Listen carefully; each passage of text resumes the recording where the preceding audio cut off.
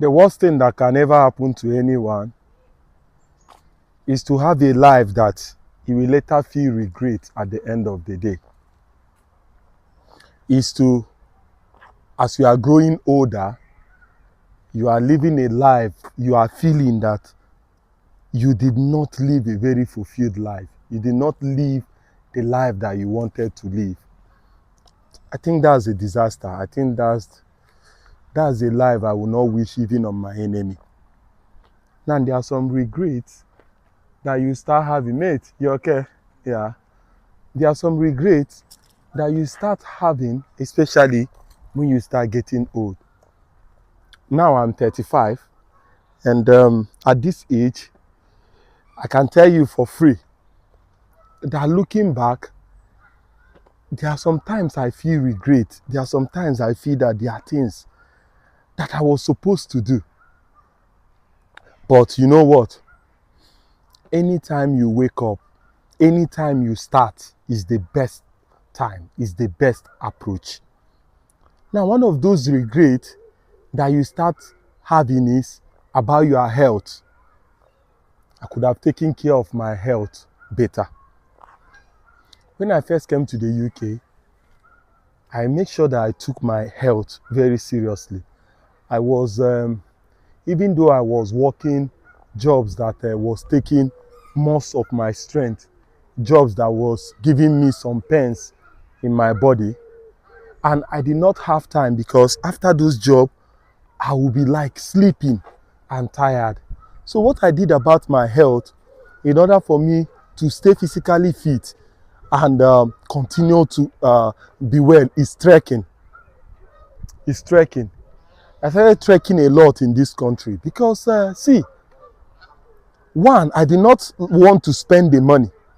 The bus that time was £4.80 for, no, £3.80 for a day trip. And I looked at that £3.80. I was calculating it as 7,000 or 8,000 naira. And I was like, I cannot be paying 8,000 naira per day to go to work. I would rather save that money. So I did a whole lot of trekking. There was one day, I was trekking. I went for a job and I finished the job. The job was like 1 hour, 35 minutes from my house for trekking, 1 hour, 45 minutes. And the Uber was about £15. I think 13-minute drive or so. And what I did was that I was like, I cannot afford to pay £15 for this job. How much did I make from the job? So I decided to trek. That day, I nearly give up. I nearly give up because it was something else. I trekked for 1 hour, 45 minutes. And I told myself, see, guy, you are getting too old for this. Sometimes you have to spend your money. But I did the trekking that day. And I've never been afraid of trekking. Like right now, I'm in a garden. The garden I normally come to think. And I'm just having my little exercise because today I didn't go to work and I didn't have much exercise. And since I bought my bike, I've been doing more of like small exercise and not enough exercise as I would have loved. So I decided, okay, let me come out and do some trekking. And as I'm doing this trekking, I'm doing this video. So you are exercise. As you get older, you now start thinking about your exercises. Keeping fit, regular checkup. I've not been able, that is where I have a problem right now. I've not been able to go to a GP since I arrived in the United Kingdom. I have not been sick. I've not experienced anything like illness. But that does not mean I shouldn't. At least it's free. So I shouldn't, go for medical checkup to check all my body and check my blood, check everything about me. I'm 35, and I should be checking all those things. It shouldn't be left for chance. So I have made up a goal that, okay, next week is already weekend. I'm going to go for checkup. Now, another regret that you have as you start getting older is those certificates. I should have gotten all those certifications that I needed. I should have gotten all those school. One thing they will tell you is that school is a scam. Like somebody will wake up and tell you that education is a scam. And how some people try to defend this is something that gives me goosebumps. Like, it's something that makes me think, how will a woman being wake up and defend that school is a scam, like education is a scam? When I was growing up, I was one of the best students in our school. I started representing my secondary school.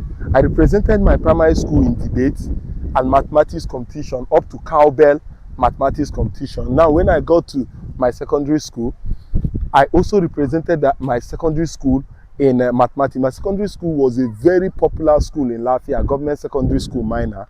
It was very, very populous and popular because we have so many people. But at JSS2, I started representing my school in debate. That's even for the seniors. As JSS2, I was the main speaker for government secondary school minor. Now, why am I telling you this? I was one of the best students in government secondary school minor, but I didn't go to university immediately. When I came out from secondary school, I went for that was the time that post UME was newly introduced. So I went for my post UME in Uniben, and in that time in Uniben, I wanted to read medicine. The second choice was pharmacy. I didn't get it. I didn't get in. So I came back and I started business. It took me a while. It took me till I was how many years? I stayed at home for how many years? Is it up to 7 years or 8 years before I went back to the university? And let me tell you the truth, but going back to the university to get my degree and after that get my master's was one of the best things that have ever happened to me. It have increased my capacity. It have increased my, it have increased a whole lot of things. And when I came to the UK, I was also trying to get more certifications. I was trying to get more things to be done, and the more I get those things, the more I see more offers, the more I see more opportunities in my life. So the question I'm asking you is, what are those things that you need to get in order to move your career from this point to the other point? What are those things that you need to get in order to move your career? We have people that are stuck in one place because they have refused to grow to the other place. Now, let us use a popular, probably job that so many people do right now. Now, let's assume that you are into care, the care job, the social care job. You are a carer, okay? Now, that's a good way, or a support worker. Now, there are so many people that have refused to, level up. You came in as a carer, you have refused to level up. Even in the company where you are working, we have things like NVQ level 3, we have things like NVQ level 5. You have refused to take this. Some of these things can be taken online. You have refused to spend money on yourself by getting this certification, by leveling up. Every year you are going back to go and do the ordinary care certificate of the £100 own. Every year you go and rewrite it. Every year you go and rewrite it. So you keep yourself one place. Now there are other people that just because they have taken the NDQ level 3 certification, they have gone ahead of you. They have become managers. They have become supervisors. But nobody will give you supervisor when you say school is a scam. Nobody. You have to take those certifications. You have to grow your career. You have to grow. There's no how anybody can term you serious when you do not grow. Now, let us also assume people that are in construction. You are in construction and you have taken the normal laborer card. Because the normal laborer card give you access to go and work in construction site. You go and do cleaner, you go and do laborer. But you have refused to go back to school in order for you to do more things. And you can be doing it while working. For instance, you are in a construction site. What the construction people, the people you are serving plaster, the people you are serving tools are doing is plumber. What do you need to do? All you need to do is to go back and do a course in plumbing. These courses, they are flexible and they can allow you time to continue the work you are doing while you are doing these courses. When we talk about certifications, when we talk about school, we are not only talking about university. We are talking about those skills, those certificates you need to level up. You need to level up from this point to the other point. You are a project manager, for instance, and you are not trying to, join association like the APM, like the APM UK. You are not joining those associations. You are a project manager. You are not learning things like Scrum Master. You are not doing Prince 2. You are not getting those certificates that you need in order to take you from this point to the other point. You tell yourself school is a scam. No wonder you are in one place. You need to continue to evolve. If you do not understand anything in this video, please understand that you need to continue to evolve. You need to continue to change yourself. Be a lifelong learner. A few months ago, my comment section was a challenge. Some of us that have been following me that time, you know now, many people say I have no right to talk about the UK because I have not been in the UK for 700 years. And I was like, you need to be a learner, you need to be a reader, you need to, grow yourself for you to be able to know that it is not about how many years you have stayed. It is about, it's about how you are pushing it. And at the end of the day, it will be as if it is magic. So you will be regretting, I wish. Then the third thing that you will regret as you start getting older is finances. I wish that I have managed my finances better. I see, let me tell you the truth, ba. You see finances, ba. Anytime I want to talk about finances, it makes me cry because we have seen people that were oath takers before. We have seen people that had money before, they lost the money and they couldn't bounce back. We have also seen people that have worked in the big companies where they earn big money. But at the end of the day, what happened? These ones were not able to save and return that money at old age. Is it Peter Rufai that was just buried? The one that Taribo West was saying that he will never allow his child to play for Nigeria again. When you look at that video, even though the video is emotional, it gets you emotional, it gets you to think that, the government did not take care of them, that the government did not do this, or the government did not do that. But let me ask you a question. Were these people paid salary during the time they were active playing ball? Were they paid? Of course, they were paid more than minimum wage. Of course, they were paid more than the ordinary people in the street. Of course, they were paid even more than the businessmen. But what happened? What happened?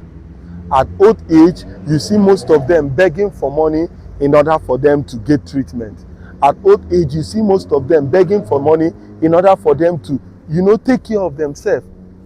There is no investment, there is no money, there is nothing to their name. And it has become common among people that earn money more. A study was carried out and it was seen that most people that retire poor are usually the smart people. Most people that retire poor and broke are usually the smart people. And why is it that the smart people usually retire poor and broke? It is simple. Because the smart people always think they know it all. Smart people always think that they are ahead of everyone. You see, people that they speak too much English, they try to tell you that they know it all. One of the examples of smart people that usually retire very poor are medical doctors. Medical doctors. If you check some medical doctors, you will see that they only live an average life because they are top earners in the society. They are respected people in the society. You see that at the end of the day, they don't even make any money. They don't even keep any money. They feel that their skill is a high demand skill. They will always be in demand. The money will always come. Even when they get to old age, they will always have their practice and money will always come. But they later see that it is not like that. They later see that limitation can come to them like health problem, even though they are medical doctors. So smart people, sometimes they do not retire this thing. A study was carried out in the United States, and the study found out that those people that retire as millionaires, the first group of people that retire as millionaires were engineers. Engineers were most likely to retire as millionaires. In fact, in the United States, self-made millionaires and people that retire as millionaires are engineers. The second set of people that retire as millionaires in the United States is accountants. Now, the third state type of people that retire as millionaires are teachers in America, and the fourth state that retire are attorneys, the lawyers, and the fifth people are people that study business management and administration. These are people that retire as millionaires from statistics in the United States of America. But the rest of the people, but if you look at those skills, you see that those skills are not even the highest paid skills that we have. But why do these people retire as millionaires? Because they were able to take care of their finances, they were able to understand their financial needs, and they took care of it at a very, very right time. So when you start getting older, you start thinking about your finances. You start thinking that I will have taken care more of my finances. Now, another thing that you start thinking about is family. I will have taken care of my family more. The work that I'm doing right now, I will have used that time to build more relationship with my children. I will have used that time to be in the life of my child, to be more committed to my wife, to my partner. You see that family is the thing that will be there for you when every other thing is no longer there. So you start feeling, oh, I would have done better.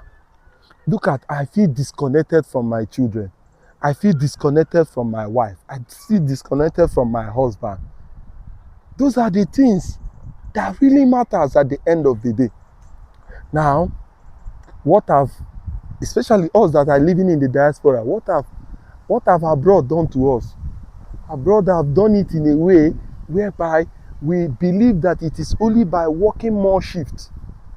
It is only by picking more shifts. That is the only way we can survive. That is what we believe. You see family exchanging children on the way.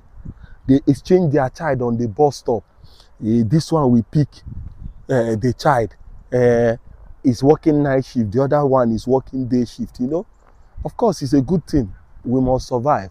We must look for the money in order to build. But at the end of the day, you see that it is not even about that giddy. Now, waiting that they call him giddy.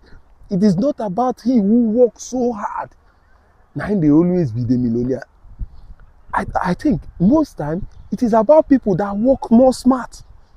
It is about people that work more smart. For instance, okay, husband, wife is doing care job, which is a good job, support job.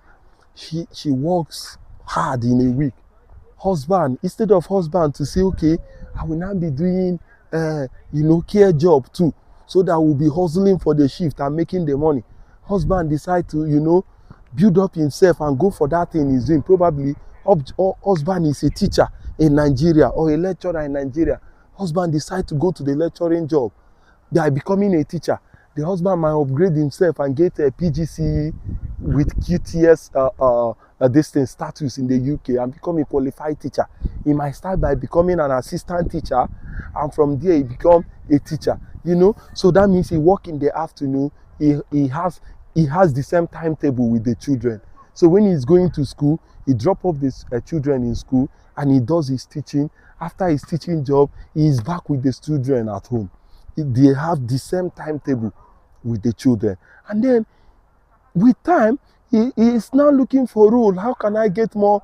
Because the teaching job that is doing 40 hours a week or 37 hours a week is not enough for him. He wants more money. Okay, no wahala. It is that time that you can now probably open a YouTube channel. Open a YouTube channel. Do digital marketing. Do some remote work. Teach that thing you are teaching in the school. You can teach it on YouTube. Probably you are teaching business in school. Probably you are teaching mathematics in school. Who told you that you cannot open a YouTube channel and teach us mathematics in Igbo?